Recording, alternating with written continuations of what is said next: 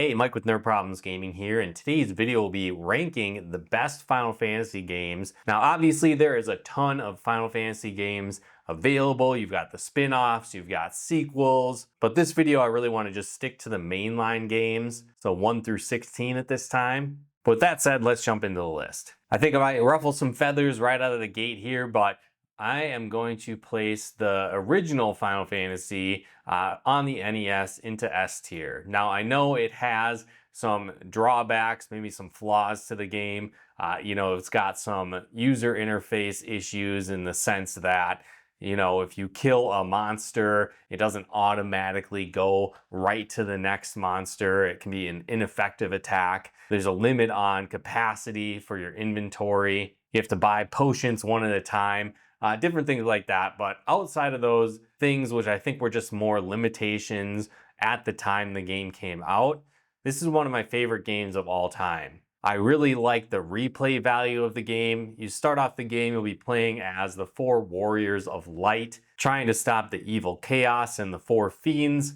And when you start the game, you can form your party of 4 characters, and there's a bunch of different class types to choose from. So you've got the Fighter, the Black Mage, the White Mage, the Thief, Red Mage, Black Belt, all kinds of different options that you can choose from at the start of the game, and they all play very different. And so this is one game I definitely found myself going back to time and time again over the years. I'd say I'd have to have beaten this game at least 20 times. It's just really fun to try it again and take it on with a new team. And another thing that I really like, while the game is linear, it kind of walks you through place to place, you actually can beat it out of order. And that's one of the fun things I like to do as I'm playing through this game these days, is I'll go from beating the first Fiend of Lich and getting the canoe, and that can actually really open up the entire game for you. So the rest of the Fiends, you don't technically need to beat in order, so I really like that aspect of the game as well, where you maybe want to try and take on the final Fiends or beating Chaos early on as an additional challenge. Where you don't need to necessarily take on the Fiends in order, you can upgrade your class and change your class for your characters way earlier than you should be able to in the game, and so I like that element as well. And just the class changes in general is really cool with this game. Again, you start off with your base classes, you've got your Fighter, your Thief, your Black Mage, etc., and then you can upgrade and class change them into more advanced versions. So you have the Red Wizard, the Black Wizard, Knight, Ninja, and more.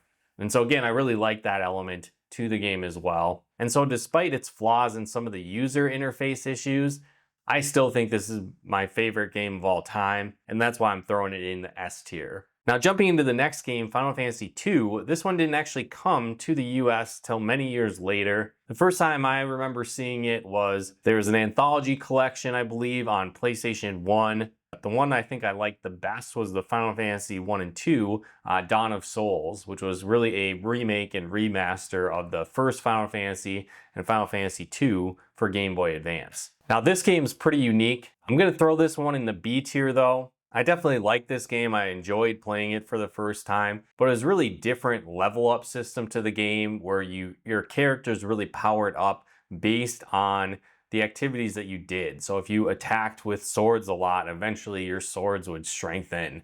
If you used a certain kind of spell, it would level up those. I thought it was kind of fun when I was playing it for the first time. I kind of hacked the system almost, where I would be attacking my own characters myself in order to cause damage to them. Because again, if you got to lower health in battle, often it would raise your HP at the end of battle. Or again, it would even strengthen your armor types or your defense. It would up your stamina, various things like that, just by attacking yourself. Again, you could use your magic spells on your team to deplete your magic to raise your max MP. I think the standard idea was to do that during battle against monsters, but you can kind of hack the system to make your characters super strong early on in the game, and I thought that was really fun. The storyline's okay. You're basically taking on an evil empire. Another element that I wasn't necessarily a huge fan of is that you get a bunch of party members that will come into your party for a little bit and then leave. And so you'd spend time powering them up, making them better, and then end up losing them later on in the story. And so that was a little frustrating to try and power them up, kind of for it to just be a waste in the end. I played some translated versions of this to experience the original NES version, but I do think the Final Fantasy 1 and 2 Dawn of Souls is probably the better experience, especially if you are looking for more modern quality of life features. And there's also some extra content in those ones as well. But again, I'd put the original game in that B tier there. The next game is Final Fantasy 3, and I think I'd put that in the B tier as well. I definitely like it a little bit better than Final Fantasy 2. But the first time I played this was on the DS when they did kind of the 3D updates to this and a remake of it. And I didn't really like that art style. I thought it looked kind of dumb. I know they did a couple of those on the DS. But since I've played a translated version on the NES, and I really like that version a lot better than the DS version. I thought it was really cool. It had that traditional art style from the first game, kind of brought job classes back. They had taken that away in Final Fantasy II for a little bit, where characters kind of had their own set class in that game. Certainly you had the option to build your characters however you want, but they did have kind of that set base play style, and then you could expand them from there. But in Final Fantasy III, it kind of turned back to its original Final Fantasy roots, where you had the different job classes, and you'd start off like that, but your characters were a lot more flexible. Where in Final Fantasy III, you had those initial job classes like your Black Mage, your Fighters, your Knights, things like that. But you could mix and match them throughout the game and change them to fit the situation. So there were points where you might be rocking a team of all Black Mages, for example, for a little bit to get through a dungeon where enemies were only weak against magic, different things like that. And so I like that aspect to the game where you could switch back and forth between the different job types. But again, the first entry that came on the DS was not my favorite. And so I think I would recommend sticking to the original NES version, but just find a translation out there for the better version of this game. Now, jumping into the next game, Final Fantasy IV, I think I would throw that into A tier. This one's really great. It has a really great story. You're playing as a Dark Knight on a quest of redemption, basically discovers the evils of his ways and goes on a quest to stop an evil empire, but also kind of transform into a paladin and fight for good. Again, this shies away from the job classes to some extent, where you don't get to kind of create your own team. Each character has their own set job class, but again, the characters have a lot more personality in this game compared to some of the other ones, and I really do like the story of this one as well. This is the first one on the Super Nintendo that I played, and so it was definitely an upgrade to the 16-bit graphics, so that was really cool. Again, it was really a leap forward, where I'd played the original Final Fantasy and then kind of jumped forward to Final Fantasy IV, which is Final Fantasy II in the US. And so this was a really cool experience to get to play this game. It has great music as well. They did some remakes of this as well on the DS and a Game Boy Advance one as well, similar to the Final Fantasy 1 and 2 Dawn of Souls. Again, a lot of the GBA or Game Boy Advance versions of these are great ways to play, as they've added new dungeons, new options, and much more. Jumping to the next one of Final Fantasy V, I think I'm going to throw this in C tier. Again, this was another one that didn't originally come to the US. I believe the first time I played this was on one of those Final Fantasy Origins or Final Fantasy Anthology games on the PlayStation 1. It kind of returns to the job class system as well, where your characters can mix and match. So very similar to the Final Fantasy 3. And so that element was cool. This time around too, you could mix and match aspects of different job classes. Final Fantasy 3 really stuck you into those job classes, but you could change them to fit the given situation. But Final Fantasy 5 really let you mix and match the different job classes together to have some unique abilities. I think why I'm putting this in the C tier though is I wasn't super impressed by the story.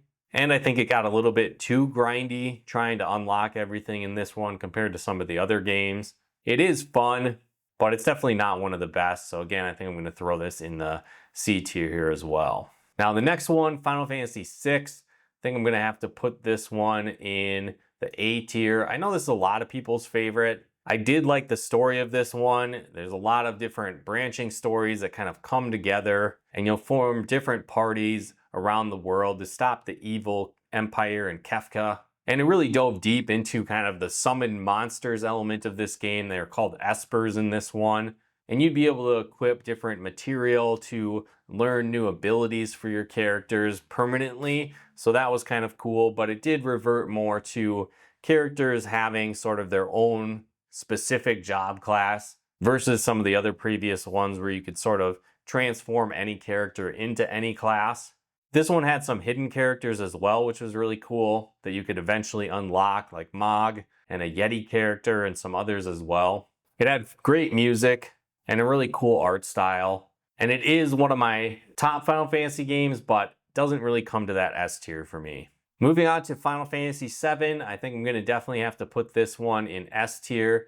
This is one of the best RPGs of all time, and one of my favorite Final Fantasy games as well. Great story. You're playing as Cloud Strife and fellow members of Avalanche as they're trying to take down the evil Shinra Corporation and Sephiroth. And so just a really cool story. And this time around, again, it was brought to PlayStation 1. And so just a huge leap forward in graphics, becoming 3D. I know looking back these days, it's maybe not that impressive, but it was a huge leap forward for me at the time when it came out. And it was such a massive, expansive game, having multiple discs. That was just another really cool thing to do. And you had those 3D cutscenes, which was great for the time. Just really a whole new experience in video games, I would say. Again, in this one, it did lock you into somewhat of character classes. Each character had sort of unique types to them. You had like Sid, who's more of a Dragoon, Yuffie's who's like a ninja, Cloud's kind of your knight warrior type, different characters like that. But then it had a really fun and addictive materia system to the game as well. And so this was really cool where, again, you could find materia and equip them to your characters to learn those abilities. So you're unleashing things like lightning, fire, summon monsters, different abilities like Mug and Deathblow and much more. And so you could mix and match these with your different equipment and then also level them up and gain AP to make them more powerful. And so this was just a really fun element to the game, getting to mix and match all these materias. And this game had a ton of different side quests as well, which were a lot of fun. You had the battle arena, you've got chocobo racing, chocobo breeding, and all of these different things would allow you to find even better materia, ultimate weapons for your characters, final limit breaks, and more. This one had a ton of secrets, and even optional super challenging bosses like Ruby and Emerald Weapon. Again, this is one of my favorites in the Final Fantasy series, and definitely hits the S rank tier as well.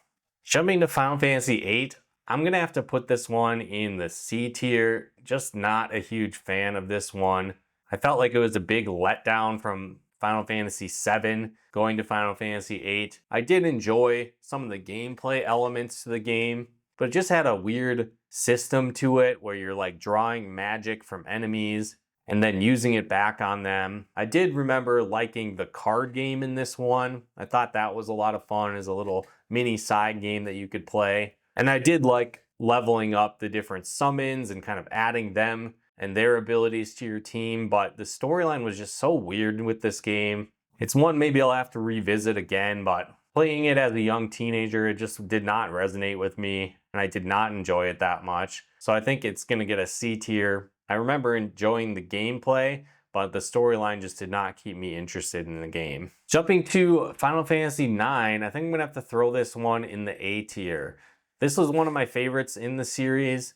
I don't necessarily think it's the S tier. I did like the story, but as you get later in the game, I just felt like it got off the rails. And I just remember facing the final boss, and it just felt really out of place to me. I'm sure if I went back and played it again, it would maybe make a little bit more sense, but I just felt like I was like, who was I fighting at the end of the game? It just didn't feel natural. It didn't feel like it flowed as well in the story really leading up to that. But I really do like the level up system in this. I thought it was cool that it really brought it back to its roots. It went back to more the old school knights in armor, mages, summons, different things like that. Also, it brought the crystals back. That was a huge focus of many of the early games, centered around restoring the crystals or protecting the crystals, and they made an appearance in this game as well again. And really that old school feel, but with modern quality of life elements to the game as well. It did bring back some of the old school job elements to the game as well. I think some of the later games strayed away from that a bit. But again, this really brought it back where you do have dedicated characters that are like a blue mage or a dragoon or a white mage, different things like that. And so that was a cool element. The art style was a little bit different, a little more cartoonish, a little more cutesy. But I did have a lot of fun with this game. Like I said, it was just more the end game that got a little bit weird for me, which is why I wouldn't put it in the S tier for myself. All right, the next game we're jumping into is Final Fantasy X. And for me, I think I'm gonna have to put this one in the S tier. I had a blast with this game. Again, this one made the transition from PlayStation 1 to PlayStation 2. So again, at the time, this was just a phenomenal upgrade in graphics and cutscenes for me. But the gameplay is super addictive as well. I really like many of the aspects of the storyline, but also how the items and armor worked, where you could kind of build in different abilities into the items and armor and accessories you're equipping. So you could get things on your character like auto haste, auto phoenix, which would revive you from the dead if you died. All kinds of cool stuff like that. It also had a lot of really fun mini games. It introduced Blitzball, which is kind of like an underwater 3D soccer game. And so that was really fun. I thought the storyline was pretty cool. It really kept you on your toes and had a lot of twists and turns with it as well. Again, it had a monster arena to the game, which was pretty challenging. And it introduced the sphere grid, which is kind of like a modern day skill tree, which was really one of the first times I'd ever experienced that in a video game. And it was just super addicting. I was kind of used to the traditional level up systems, and so I was a little bit skeptical on how much I'd like that. But it was super cool getting to unlock the spheres around the grid, unlocking new abilities for your character. And it was also really cool where each character did have their own grid, which was putting them kind of in their job class of like wizard or white mage, whatever the case might be. But over time, you could eventually break your way into the other characters' grids. I liked how much you could customize your characters and explore the sphere grid. And this was definitely one of my favorites in the series, getting that S tier rank as well. All right, jumping into the next one, Final Fantasy XI. I'm actually gonna have to put in the D tier. Now, to be honest, I've never actually played this one, but at the same time, it's more of an MMO format, and I was just not a big fan of that in general, especially for the Final Fantasy series. I thought that was a little frustrating. You know, I loved Final Fantasy X, one of my favorites in the series. And then to see them go in a totally different direction and taking the series into an MMO space where you're going to have to pay monthly.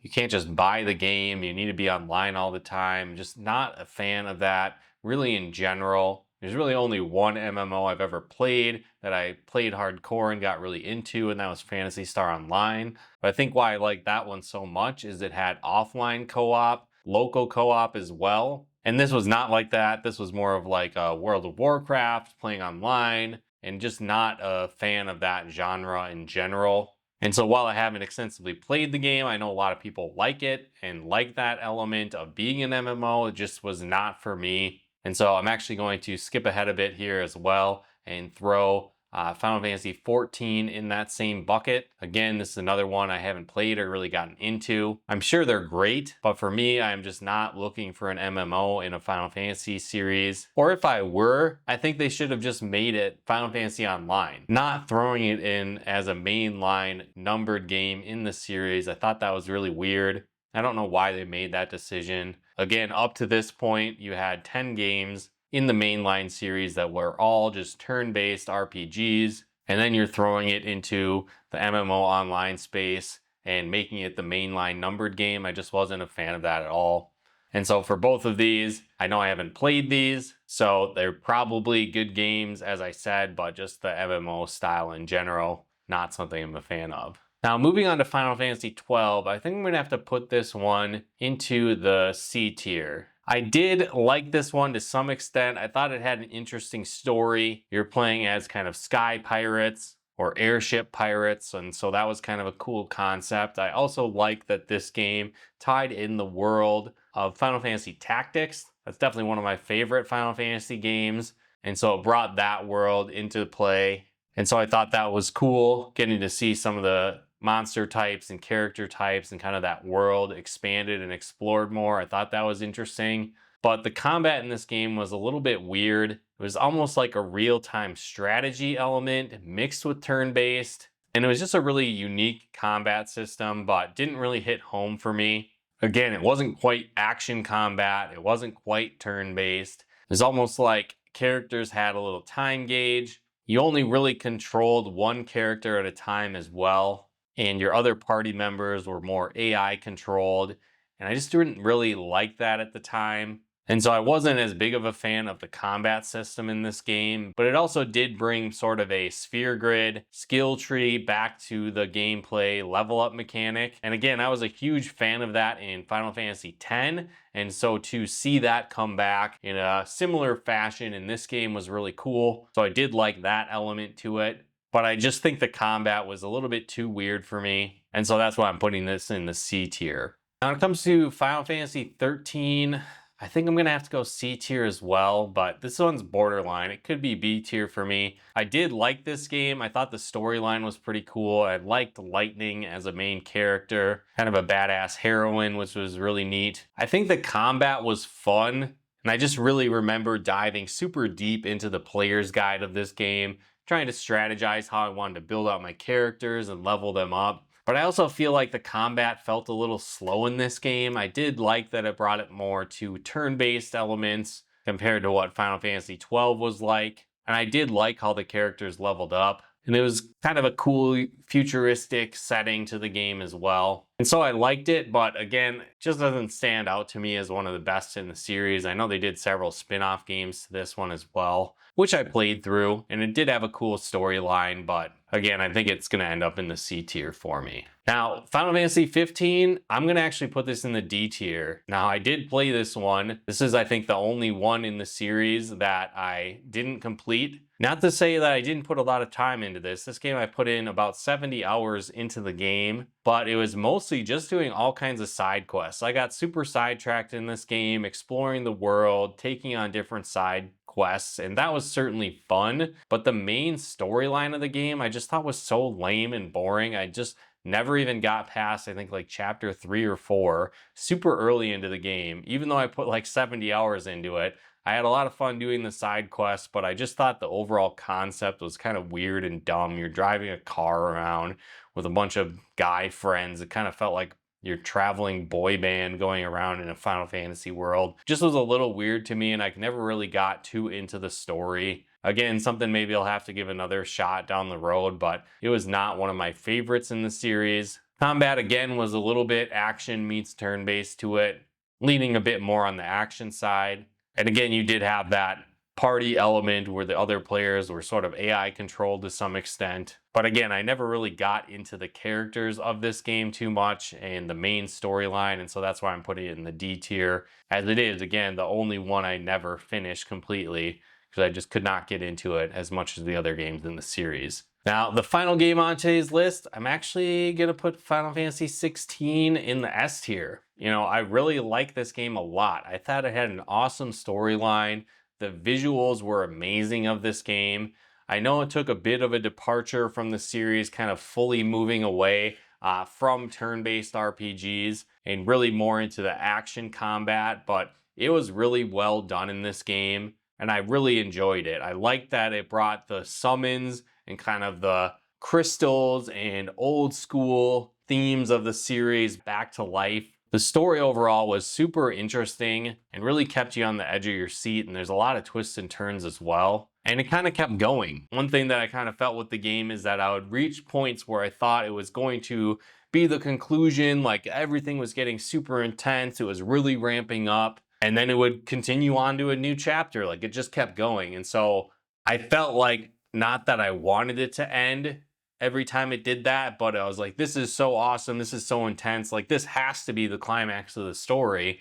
But then it just kept going and kind of one-upped itself again and again with even more intense action and plot twists and much more. And so I really liked this game. I thought it was super cool how you could kind of utilize the different summon ability powers within yourself and adapting that power into your move set. Again, I really enjoyed the action combat elements of the game. The gameplay was super addictive. It had a lot of side quests and things to explore. And so I found myself really digging in and doing every single one of those in this game. I don't think it was necessarily as long as some of the previous titles like Final Fantasy VII or Final Fantasy X, where if you did want to be a completionist in this game, you weren't going to put like 150 hours into it or anything like that. I think if you went really hardcore, you're probably going between like 50 and 100 hours, and 100 hours is probably really pushing it. More like 60 plus or minus is going to really get you everything that you need. I also found myself just walking around and just taking in the scenery of this game. I thought that was really cool. The graphics, as I mentioned, were phenomenal in this. I'd often find myself just standing and looking around, checking out the mountain landscapes and the really cool areas of this game. This was really the only reason I got a PS5 to start off with, because I really wanted to play this game and it looked so awesome. And I definitely think it was worth it. Again, I think some people were a little bit upset that it went to more of that strictly action focus, but I think they did a really good job of it. And I'm really excited to see where the franchise goes. And I kind of feel like Square Enix has almost spun off their turn-based elements into more of those 2D HD type games like the Octopath Traveler series. And so I think they still have entries in the Square Enix catalog that have that retro turn-based feel that the Final Fantasy series was kind of built on. But again, these mainline games, I'd be fine if they turn them into this more action-based focused game like Final Fantasy 16, or like some of the new remake games like the Final Fantasy VII Remake.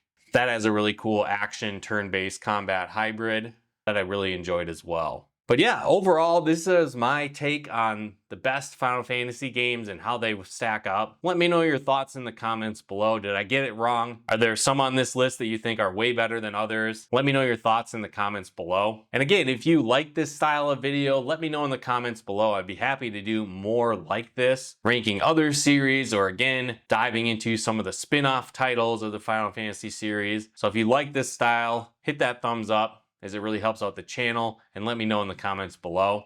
And another really cool way you can help support the channel is we actually partnered with a game store, Nutmeg Games. So if you like board games, Pokemon cards, Magic cards, and more, be sure to head to nutmeggames.com/nerdproblemsgaming and use our promo code nerdproblemsgaming at checkout. You'll get 10% off your order and help support the channel at the same time. So if you want to take advantage of those great deals, be sure to head there as well. And if you like videos like this on video games, board games, and everything nerdy, check out one of our other videos here. And if you haven't done so yet, be sure to subscribe and turn on the bell notifications to get the latest updates of new nerd videos we put out. But once again, thanks for tuning in, and we'll talk to you more soon.